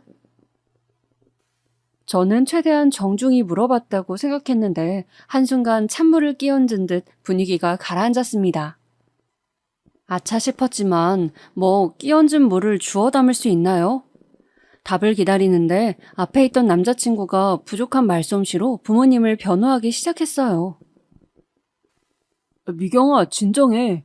우리 부모님은 그냥 당황하신 거야. 자기 부모님을 비웃거나 비하하는 의도가 절대 아니었다고. 당황은 왜 하는데 당황해야 하는 지점이 대체 뭔데? 그래, 넌 애초에 왜 그런 거짓말을 한 거야? 난 공무원의 기억도 꺼낸 적이 없다고. 제 성남 불길이 남자친구로 번지자 아무 말 없던 시아버님이 나섰습니다. 의도와 다르게 제 질문이 오해를 산 것 같네요. 말씀하신 그런 뜻은 아니고 해당 직업이 일반적으로 경제적 여유 있다고 생각하긴 어려워서 그랬습니다. 아이들이 아직 어리니 아무래도 집에서 도움을 받아야 할 텐데 그 부분을 해결하실 수 있을까 하는 아주 작은 걱정 때문에요. 아니 이게 무슨 소리죠? 환경미화원이 경제적으로 어려울 거라니. 교양 있는 척했지만 사실은 정말로 무지한 사람들이라는 걸 이때 알아차려야 했어요. 불같은 저는 또다시 참지 못하고 나서버렸네요. 환경미화원은 꼭 필요한 직업이기에 그만큼 벌이도 적지 않다는 것과 오랫동안 일하신 베테랑이기에 다른 사람들보다 훨씬 더 버는 것, 가족 수만큼 추가 수당도 있기에 아빠 혼자만 일해도 우리 가족 모두 잘 먹고 잘 살 수 있다는 이야기를 마음껏 쏟아냈어요. 그렇지만 제 이야기를 한 귀로 흘리는 듯한 그쪽 식구들을 보면서 도중에 깨달았습니다. 돈이 중요한 게 아니라 사실은 그런 직업을 가진 사람을 사돈으로 맺고 싶지 않다는 체면이 중요했던 거예요. 하지만 그걸 티낼 순 없으니 우회적으로 말한 거겠죠. 저는 제 입으로 아빠에게 한 번 더 상처를 준 것 같아서 왈칵 울고 싶은 마음뿐이었어요. 남자친구 가족들은 우선 이 결혼에 대해 조금 더 생각해보잔 말을 끝으로 일어섰습니다. 저희가 먼저 일어섰어야 했는데 그마저도 그쪽한테 진 기분이었네요. 그날 집으로 돌아가서 아빠가 조용히 저를 부르셨습니다. 그리고선 저에게 미안하다고 하시면서 결혼을 하고 싶다면 당신들은 괜찮으니 개념치 말고 준비하라고 말씀하셨어요. 제가 그쪽에서 얼굴 들고 살 수 있을 정도는 되게 지원해 주실 거라면서요. 갑자기 죄인이 된 것처럼 말하는 아빠를 보니 이 결혼은 절대 하면 안 된다는 생각이 들면서 정신이 차려지더라고요. 주위에 결혼한 사람들 말 들어보면 다들 똑같이 그래요. 고부 갈등이든 시댁 갈등이든 싸울 때 싸우더라도 앞으로 나아질 거란 희망 아래 같이 살 수 있는지 없는지를 결정하는 건 남편의 몫이라고요. 중간에서 얼마나 중재를 잘해주는지에 따라서 앞날이 결정된다는 말이더라고요. 아직 식을 올린 건 아니지만 저희도 크게 다를 바 없었죠. 남자친구는 상견례 때 믿음직스러운 모습을 보이지 못했고 이미 저는 우리 가족을 욕보였다고 생각했기에 결혼 생각이 아예 사라졌고 또 그쪽 집안은 그 뒤로도 저희 아빠 직업을 들먹이며 결혼을 반대하셨으니 무엇 하나 관계가 개선될 여지가 없었습니다. 그런데 남자친구는 이상하리만큼 결혼에 대한 강한 의지로 계속 저를 설득했어요. 정말 미안해. 지금 나한테는 당장 두 집안을 화해시킬 능력이 없어. 그렇다고 너랑 헤어질 자신도 없고. 이제 결혼하자고 보채진 않을 테니 그럼 우리 일단 같이 살기만 하자. 어때? 집에는 말 안 할게. 알잖아. 난 우리 부모님이랑은 다르다는 거. 동거에 대해서 깊게 생각해 본 적이 없기에 몇 번을 거절했지만 남자친구는 그때마다 퇴근길, 주차장, 집 앞에서 기다리며 간곡히 부탁했어요. 나중에는 술에 취해서 무릎을 꿇고 빌더군요. 애처럼 엉엉 울음을 터뜨리곤 한 번만 봐달라면서요. 그때 기억을 떠올리면 꼴도 보기 싫은데 이렇게 애원하는 모습을 보면 그래, 얘가 무슨 잘못이야 라는 생각만 들더라고요.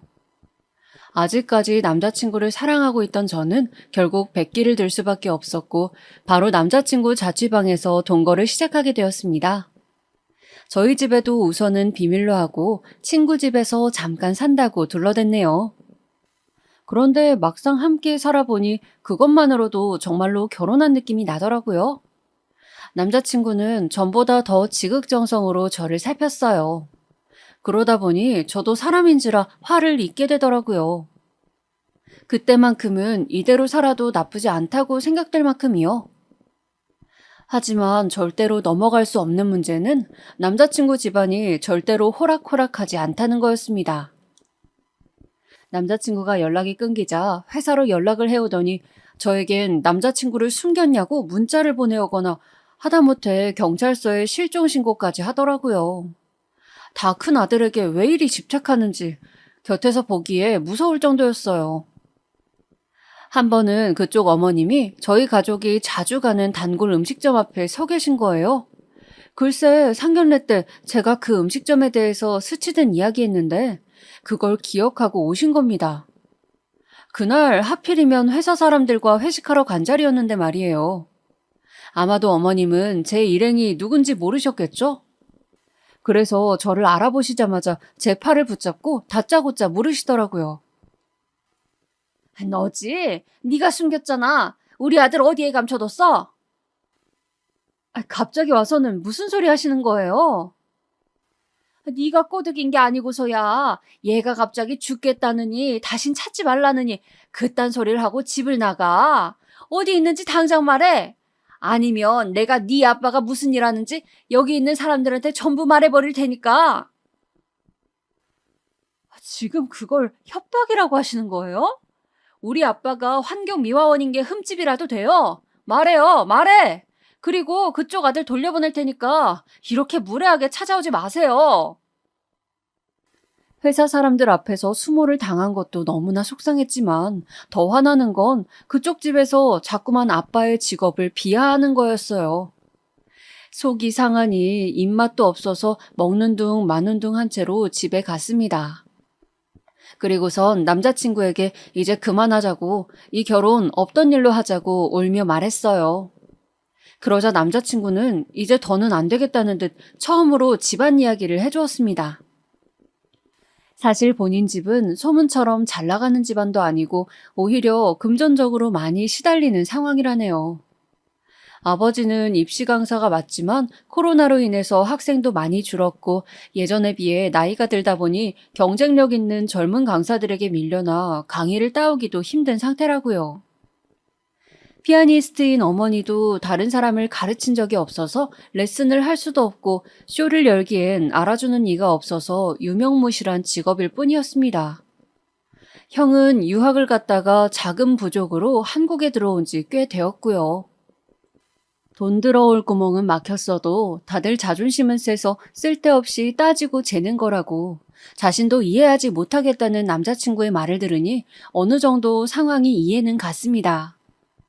아마도 가족 중 유일하게 자기 몫을 해내면서 실질적 가장 노릇을 하는 둘째 아들에게 기대감이 컸기에 그만큼 매달리고 집착하신 게 아닐까요? 어떻게든 이름 있고 경제적으로 여유로운 집안과 결혼을 시키려 하고요. 하지만 아무리 자기 자식이고 핏줄이라서 아낄 수는 있다만 사람을 일일이 급을 매겨가며 저와 남자친구가 급 차이가 나서 안 맞는다고 하신 걸 보면 아무래도 현실을 너무 모르시는 것 같아요. 난 현실 물정 모르고 눈만 높은 집구석이 답답하고 벗어나고 싶어서 어떻게든 결혼을 하려고 했던 거야. 그렇게라도 핑계를 대고 빠져나오고 싶었거든. 그런데 이렇게까지 나를 올가매는 걸 보니 그것만이 정답은 아니었나 보다. 아마 결혼했어도 똑같았을 것 같아. 오히려 우리가 이렇게라도 만나는 게 기적인 걸까?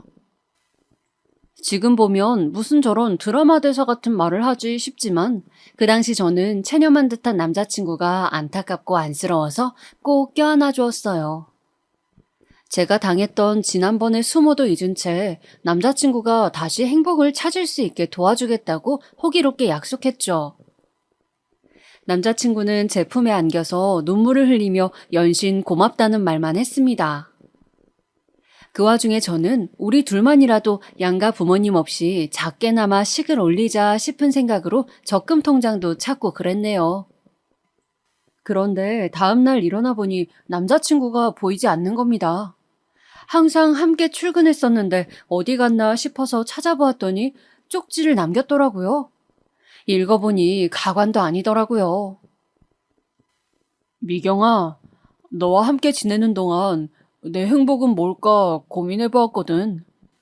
그런데 내가 내린 결론은 그게 무엇이든 나 혼자선 찾을 수 없을 것 같다는 거야. 그렇다고 네가 도와줄 수도 없는 일이고. 난 아무래도 가족을 버리고선 행복할 수 없다는 걸 확실히 깨달았어. 우리 가족들을 머리론 이해할 수 없지만 가족이니까 내가 끝까지 곁에서 지켜주고 행복하게 만들어드려야 할 것 같아. 그동안 함께해서 즐거웠어. 너도 네가 사랑하는 사람들 곁에서 행복을 찾길 바랄게. 위로랍시고 건넨 저의 말에 남자친구는 내가 아닌 가족을 떠올린 거였더라고요. 이 얼마나 듣도 보도 못한 황당한 이별입니까? 결국 가족이 그렇게 중요한 사람이 왜 저에게 희망을 주고 같이 살자고 말한 건지 모르겠네요. 그렇게 전 하루아침에 버림받고 집에서 쫓겨나게 생긴 겁니다. 한 달 만에 돌아간 방에 혼자 덩그러니 남겨진 그 기분은 아직도 말로 설명할 수 없네요. 당황, 황당, 슬픔의 감정을 하나씩 순서대로 느끼다가 마지막으로 분노가 치밀어서 헤어질 땐 헤어지더라도 이대로 순순히 나가주기는 억울하겠다 싶은 겁니다. 남자친구가 그림을 모으는 고상한 취미가 있는데 가장 아끼는 거실 그림에 이별 편지를 써두고 나왔죠. 할 말이 많아 장문으로 적다 보니 어느새 그림의 반을 빼곡히 채우더라고요. 그렇지만 이 정도는 해줘야 우리의 작별 인사지 싶어서 끝까지 할 말을 전부 적었습니다. 그러고 나서 하루 이틀 후 회사로 출근하는데 그날따라 뒤통수가 따가운 겁니다. 한껏 뜨거운 눈길을 받으며 자리에 앉았는데 평소 눈치 없기 백단이라 거리 두고 있던 옆자리 직원이 이야기를 해주더라고요. 미경 씨, 그렇게 힘든데 왜 말을 안 했어? 네? 힘들다니 그게 무슨 소리예요? 지금 회사 안에서 그게 가장 화두야. 미경 씨가 집 형편이 너무 어려워서 상견례 이후에 파혼을 당했다고. 얼마나 어려우면 그래. 인사부에 준호 씨랑 결혼하려고 했던 거라며. 그치? 둘이 만나는 줄은 전혀 몰랐네. 하긴 준호 씨가 집안이 좋긴 하지. 이 소리를 듣는데 누군가 머리를 후라이팬으로 힘껏 내려친 기분이었어요.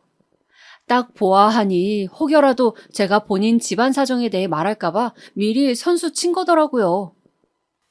기분은 더럽지만 애써 대응하지 말자는 마음으로 일에만 집중했지만 워낙 평온한 회사라서 자주 없는 일이 생기니 오히려 더 시끌벅적해졌어요. 가난하다, 파혼당했다 등의 소문은 크게 신경 쓰지 않지만 함께 회사를 다니는 남자친구의 정체가 드러나니 그게 가장 싫더라고요. 본인이 그렇게 공개하고 싶어서 티를 내더니 결국 마지막에 이 사단을 만들었구나 싶고요. 그렇게 친한 동료들, 안 친한 동료들 가릴 것 없이 하루 종일 각종 입방아에 올라가며 시달리다가 2달 만에 집으로 돌아갔습니다. 가족들에게 그동안 있었던 일을 다 사실대로 말했어요. 우리 가족한테 상처 준 집안인데 바로 헤어지지 못해서 죄송하다 말하고선 끝은 안 좋았지만 그래도 그렇게 살아보니까 미련은 없다고 말했습니다. 이야기를 묵묵히 듣던 가족은 사실 제가 남자친구와 있던 걸 알았지만 그래도 돌아와서 기쁘다며 웃어주었죠. 나중에 동생에게 듣기론 아빠는 제 상견례 이후 결혼을 취소한 게 당신 탓인 것만 같아 그동안 잠도 제대로 못 주무셨다고 하고 엄마도 그런 아빠를 보며 많이 힘들어하셨대요. 그것도 모르고 집을 나간 제가 스스로 한심해서 너무 죄스러웠어요. 액땜 아닌 액땜을 했으니 앞으로 갚아나가면서 다시 열심히 살아가자라고 몇 번을 다짐했습니다. 그런데 다음날 출근하고 보니 또 커다란 산 하나가 도착해 있더라고요. 제 책상 근처로 사람들이 몰려 있는 겁니다. 다가가서 보니 남자친구 집 거실에 걸려있던 그림이었어요.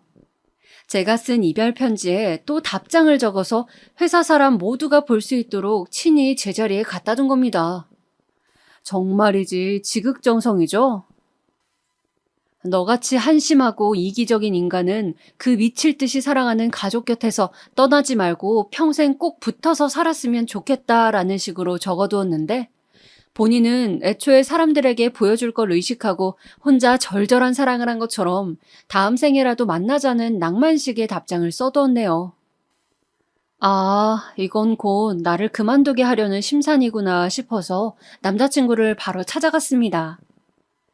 제가 올 줄 어느 정도 알았다는 것처럼 침착한 얼굴로 맞이하더라고요. 어차피 다 소문 날 대로 난 사이니 가릴 것도 없겠다 싶어서 회사 아래층 카페에서 만났어요. 오랜만이다. 못 본 동안 잘 지냈어, 미경아? 못 본 지 나흘 됐으면서 뭔 소리야. 왜 자꾸 유치하게 회사에다 미리 손을 쓰지? 그렇게 안 하면 내가 네 비밀에 대해 떠들어댈까 봐 불안해서 못 살겠어? 그러고 보니 너희 집 잘 산다는 소문도 네가 낸 거 아니야? 제 말에 남자친구는 아무 대답도 못 하더라고요. 설마 했는데 남자친구는 툭하면 자신을 포장하는 거짓말을 해가며 원하는 이미지를 만들어갔던 거였어요. 그래서 본인의 부모님에게도 거짓말을 통해 멋진 아들을 흉내내고 있지도 않은 경사를 만들어서 기대치를 한껏 높여온 거더라고요. 그러니 어머님의 아들 사랑이 그렇게 깊었던 것도 평소에 본인이 인기가 차고 넘쳐서 훨씬 좋은 조건의 여자를 만날 수 있다는 식으로 이야기해왔기 때문이고요. 진실을 알고 나니 그저 순수하게만 느껴졌던 남자친구의 모든 것들이 한순간 끔찍하게 느껴졌습니다. 대체 나한테 뭘 원하냐고 물으니 그런 거 없다고 대답하더라고요. 그냥 지금 이 순간의 곤경을 벗어나기만 하면 된다고요. 저는 마지막으로 저와 만났던 건 진심이냐고 아니면 그것조차 너의 이미지를 위한 거냐고 물었습니다. 쉽게 대답하지 못하더니 겨우 하는 말이 제가 회사 내에서 평판이 좋기에 더 만나고 싶었던 건 사실이래요. 씀씀이도 크고 하고 싶은 거 다 하면서 즐기며 사는 것 같기에 집도 잘 사는 줄 알았다고요. 하지만 부모님이 조건을 많이 보는 건 사실이라 우리가 결혼까지 못 간 거라고 덧붙이면서요. 왜 그 드라마를 보다 보면 가끔씩 상대방한테 물을 던지는 장면이 있잖아요? 아무리 허구라도 해도 어떻게 공공장소에서 저러냐면서 현실성 없다고 생각했는데 이제 보니 그 정도면 약과였어요. 전 물컵을 아예 얼굴에 세게 던지고 싶은 걸 꾹 참았습니다. 그리고선 알겠다고 하고 이제 날 좀 내버려두라고 말한 채 자리에서 일어섰어요. 그랬더니 남자친구가 마지막은 아름답게 이별하자면서 악수하자고 손을 내밀더라고요. 드디어 아예 미친 건가 싶고 이렇게 악수를 하기엔 저도 미친 사람이 될까봐 마치 뺨을 때리듯 그 손을 세게 내리쳤어요. 정신 차리라는 의미로요. 퍽 소리가 카페에 울렸고 그 안에 모든 사람들이 우리를 쳐다봤습니다. 뭐 때릴만 했으니 때렸고 소리 날만 했으니 난 거라 전 별 상관 안 했습니다. 남자친구 얼굴만 붉게 달아올랐을 뿐이고요. 그렇게 쓸데없이 체면을 중시하니 나이 먹고도 양치기 소년으로 살지 싶더라고요. 자리로 돌아오면서 곰곰이 생각을 해보았는데 아무래도 이대로 넘어가기엔 억울했어요. 남자친구가 꾸며낸 그 사소한 일들 때문에 그동안 저와 우리 가족은 듣지 않아도 될 모욕과 상실감을 느낀 거잖아요? 어떻게 해야 그 사람한테 큰 한 방을 먹일 수 있을까? 어떻게 해야 그 가족들한테 내가 느낀 것만큼 수치심을 줄 수 있을까? 몇 날 며칠 동안 고민했습니다. 그렇게 생각해낸 게 제가 할 수 있는 최선의 방법 한 가지였어요. 소문을 그렇게 좋아하는 사람이라면 나도 똑같이 소문을 내줘야겠다 싶더라고요. 그래서 바로 양치기 소녀가 되어 몇 가지 계획을 짜기 시작했습니다. 유치하긴 해도 그 사람한테 가장 잘 먹힐 방법으로요. 우선 입이 가벼운 옆자리 직원에게 고민이 있다면서 만나자고 했습니다. 뭔 일인진 몰라도 역시나 흔쾌히 승낙했어요. 둘이 만난 술자리에서 전 그동안 회사에서 힘들었던 점을 허심탄회하게 이야기했어요. 그만둘까 고민 중이라고 하니 그럼 뭘 하며 먹고 살 거냐고 묻더라고요. 옳았구나 싶어서 저는 굉장히 비밀스럽게 말했죠. 옛날에 할아버지가 회사를 다니셨을 때 사두었던 자사 주식이 엄청나게 급등해서 노년까지 쓰고도 남을 유산을 물려주셨다고요. 동료는 처음엔 믿지 않았지만 제가 아빠와 주고받은 문자를 직접 두 눈으로 확인하니 금방 믿더라고요. 집에 있던 동생이 도와준 탓에 손쉽게 문자라는 증거를 만들 수 있었으니 다행이죠. 동료는 어쩐지 제가 너무나 자유로워 보였다며 아쉬울 거 없는 사람처럼 회사를 다니기에 이상하다 생각한 적이 있다고 하네요. 저는 이 사실을 비밀로 해달라고 덧붙이고선 언제든 그만둘 준비가 되어 있지만 이렇게 불명예스럽게 그만두면 할아버지 뵐 면목이 없을 것 같다며 슬픈 연기를 했어요. 그랬더니 동료도 제 일처럼 같이 슬퍼해 주었네요. 평소엔 무슨 일이 있어도 한 발짝 떨어져서 참견하던 사람인데 제가 돈 있는 집의 자식이라고 하니 감정이입이 더 잘 되었나 보더라고요. 며칠 뒤 저는 차근차근히 나머지 계획을 이행해 나갔어요. 회사 사람들이 쓰는 인터넷 커뮤니티에도 익명으로 글을 올렸거든요. 바로 유추할 만한 내용은 빼고서 우리 회사에 알짜배기 자산가가 있는데 아무도 모르는 것 같다고 썼죠. 다음날 옆자리 동료가 글을 확인하고 나서 사람들한테 이야기하고 다녔는지 몇 사람이 그 글의 주인공이 저냐고 묻더라고요. 전 곤란하다는 표정으로 아니라고 둘러대고선 그 동료에게 가서 비밀이라고 했는데 왜 주변에 말했냐며 아주 살짝 타박했네요. 이로써 확실해졌으니 회사 사람들 전부가 알기까진 얼마 걸리지 않을 테죠. 그게 거짓이든 진실이든 상관없었어요. 어차피 개인사 분명한 사람들이니 한동안만 화제가 되다가 사그라질 거고 누군가 자세히 묻는다면 그건 그냥 소문이었을 뿐이라고 둘러대면 되니까요. 그 다음에는 조금 더 수월했어요. 오며 가며 몇 번 마주쳤던 별로 친하지 않은 인사부 사람과 우리 팀 몇 명이 점심을 먹고 있기에 같이 먹자면서 먼저 다가갔습니다. 이런저런 사소한 근황을 이야기하다가 인사부에 계신 분이 제게 조심스러운 말투로 준호 씨와 왜 헤어졌냐고 묻더라고요. 집안 수준이 안 맞아서 헤어졌다고 들었는데 또 다른 소문을 들어보니 왠지 거짓말인 것 같다면서요. 그래서 그 부분만은 사실대로 이야기했죠. 물려받은 재산은 아직 꺼내지 않고 고스란히 두었거든요. 제가 결혼할 때쯤에야 쓸까 말까 했어요. 지금도 충분히 먹고 살만 하니까. 그런데 저희 아빠가 환경미화원이시거든요? 그걸 말했더니 그쪽에서 난리가 난 거예요. 어떻게 환경미화원 집안이랑 결혼을 하냐고요. 알고 보니까 그쪽 집안 상황이 소문과 달리 상당히 어렵더라고요. 딱하게도 본인 집 기둥을 세워줄 처가를 찾는 것 같던데 말이죠. 조금 안쓰러웠어요. 환경미화원을 비하하면서 상스러운 언행을 일삼는데 얼마나 힘들면 사람이 저렇게 될까 싶고 참 그래요. 이렇게 이야기하고 있는데 우리 팀 사람이 그럼 혹시 저번에 밥 먹으러 갔을 때 만난 아주머니가 준호 씨 어머니냐고 묻더라고요. 생각해보니 그 단골 음식점에서 어머님과 말싸움을 벌이고 있었을 때 우리 팀 사람들이 옆에서 듣고 있었거든요. 제가 기분이 너무 안 좋아 보여서 자세히 묻지는 않았다고 했지만요.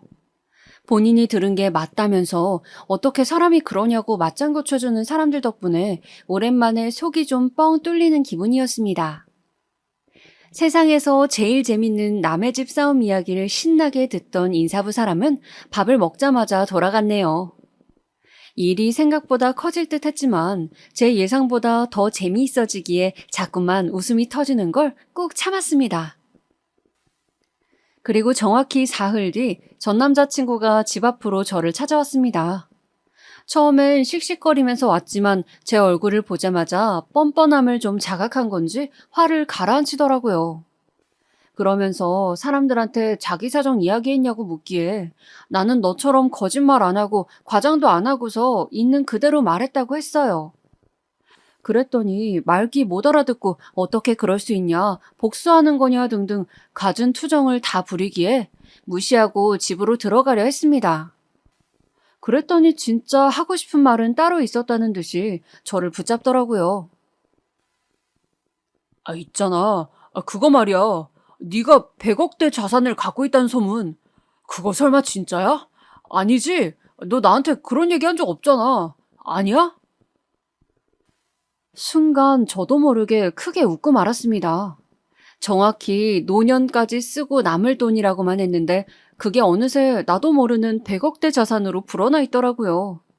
소문이란 건 매번 사람 입을 탈 때마다 그 모습이 변하니 알면서도 참 징글징글하네요. 거짓말이지? 웃는 거 보니까 거짓말이네. 맞지? 아니, 난 네가 찾아온 이유를 알 것 같아서 웃은 건데 이제야 진실을 알고서 내 바짓가랑이 붙잡으러 온 거 아니야? 바짓가랑이라니 무슨 말이 그래? 어머 미안해. 아직도 말이 헛나오네. 그래도 이렇게 얼굴 보니까 좋다. 사실 조금 흔들리는 것 같기도 해. 가끔은 네 부모님을 함께 만났던 그 시간으로 돌아가서 관계를 잘 풀었으면 어땠을까 생각도 했거든. 그럼 우리가 이렇게까지 되진 않았겠지 싶고. 너도 이렇게 찾아온 걸 보면 내가 밉지만 조금은 그리워했다고 생각해도 될까? 나도 내 마음을 잘 모르겠다. 어쨌든 조심히 가. 안절부절 못하는 전 남자친구를 두고서 보란듯 콧노래를 부르며 집 안으로 들어갔습니다. 일부러 마음이 남은 척해서 헛된 희망을 주고서 매달리면 그때 다시 한번 걷어차고 싶었거든요. 마지막에 전 남자친구의 넉나간 얼굴을 보니 어느 정도 효과가 있었던 것 같았어요. 그렇게 그간 있었던 일들을 가족들에게 신나게 이야기했더니 나이 먹고 그게 무슨 유치한 짓이냐며 잔소리하시네요. 그렇지만 이내 다 같이 웃음을 터뜨리고 말았어요. 죄 지은 것도 아닌데 뭐 진지할 거 있나요? 특히 동생이 엄청 통쾌해하기에 그게 참 웃겼네요. 그러니 부모님도 내심 조금은 후련하지 않을까 싶었죠. 그런데 전 남자친구 쪽은 제 생각보다 이 거짓말에 대해 꽤나 진지했나 봐요.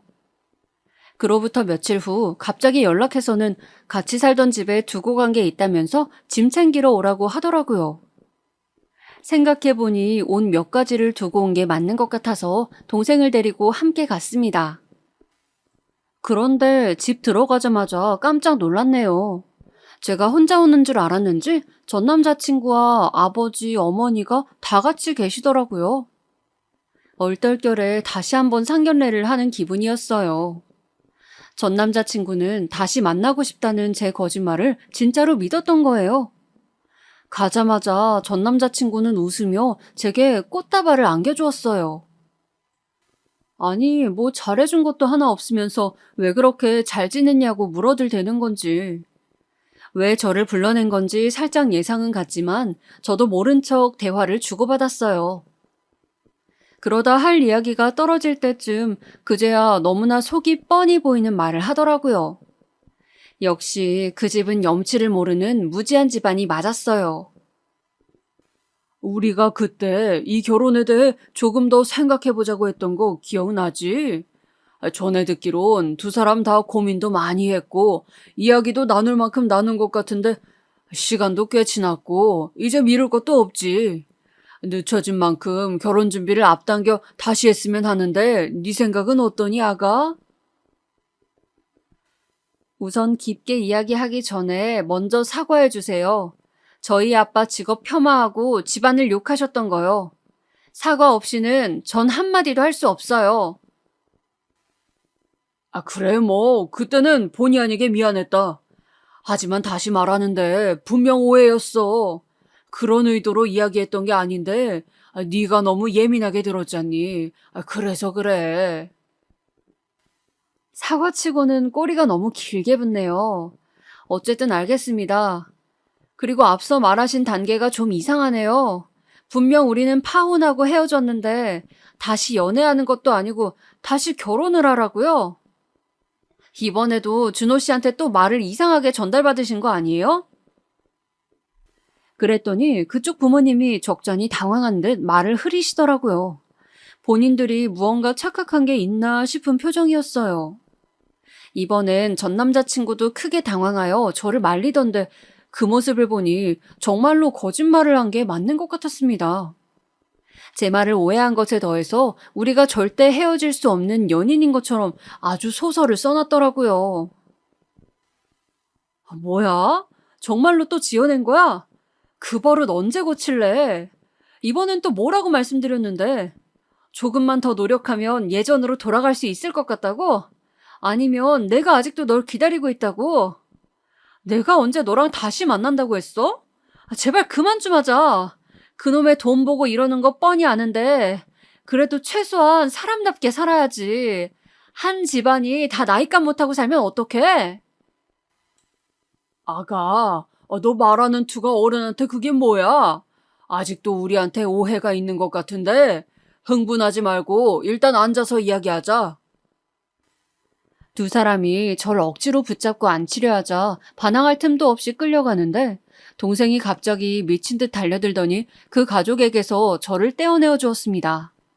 그렇게 목청이 좋은 건 처음 봤어요. 이거 놔! 우리 언니 놓으라고! 어딜 그 더러운 손을 대? 인간도 아닌 것들이! 처음 보는 동생의 모습에 당황했지만 얘도 그동안 옆에서 제가 당해온 험한 꼴을 보면서 얼마나 답답했을까 싶어서 그냥 큰소리치게 내버려 두었죠. 아버님, 어머님, 만나서 반가웠습니다만 저 이만 가볼게요. 이제 와서 저를 붙잡으시려는 것 같은데 이미 많이 늦어서요. 쓸데없이 후회하진 않았으면 좋겠네요. 그리고 아들이 30 넘도록 거짓말하는 버릇은 꼭 매를 들어서라도 고치셔야겠어요. 우리 아빠가 말하길 사람이 버린 쓰레기는 치울 수 있어도 쓰레기 사람은 치우기 힘들다고 했거든요. 이렇게 마주보는 것조차 너무나 비위가 상해서 말이에요. 그리고 마지막으로 저 아가 아니거든요? 그럼 가볼게요. 그 말을 끝으로 그렇게 그 가족과는 완전히 이별할 수 있게 되었습니다. 모든 연락을 차단하고 제 인생에서 아예 지워버리기 위해 갖은 애를 다 썼어요. 그래도 조금은 복수했다는 마음에 통쾌했지만 한편으로는 씁쓸함이 크더라고요. 이렇게까지 했어야만 하는 제 자신이 안쓰러워서요. 하지만 움직이지 않았다면 그대로 실망하는 일이 있었겠죠. 그 뒤로는 별일 없었습니다. 어쩌다 보니 제가 먼저 회사를 그만두었는데 얼마 안 돼서 그 사람도 그만두었다고 하더라고요. 본인은 이 직장에 평생 뼈를 묻을 거라고 얘기해 왔었는데 무슨 연유로 그만둔 건지 정확히는 모르지만 아마도 회사 사람들 눈이 따가워서 그랬던 거겠죠. 그 후로 어떻게 됐는지는 알고 싶지도 않아서 굳이 찾아보진 않았네요. 아마도 새로 직장을 구하더라도 그 나쁜 버릇을 고치지 않으면 또다시 힘들어질 텐데 말이죠. 전 남자친구도 그의 가족분들도 예전보다는 조금 더 사람답게 인간성을 지키며 살아가고 있길 바랄 뿐이에요. 제가 일을 그만둔 건 거짓말 때문이거나 다른 껄끄러운 이유는 아니에요. 예상치 못하게 아주 거한 액땜을 하면서 지쳤던 시간들을 스스로 보상해주기 위해서 조금 쉬고 싶었거든요. 아무리 불같은 저여도 이번 일은 참 지난하고 고생스러운 시간들이었거든요. 저에게도 소중한 직장이었던 터라 그만둘 때 눈물이 찔끔 나긴 했지만 분명 저에게 더 알맞은 일이 따로 있지 않을까 싶어요. 당분간은 아무 생각 없이 특히 연애와 결혼 생각은 일절 금지한 채 나를 위해서만 즐기고 누리고 빚진 이들에게 은혜를 갚으면서 올 한 해도 보람차게 보내려고 합니다. 여기까지 저의 다사다난한 사연이었습니다. 혹시 끝까지 읽느라 피곤하셨나요? 그렇다면 이거보다 더 재미있는 일이 여러분의 오늘 남은 하루 중에 생길 거라 살짝 예언해봅니다. 그럼 올 한 해도 원하시는 일 하면서 즐겁게 마무리하셨으면 좋겠네요. 봐주셔서 감사합니다.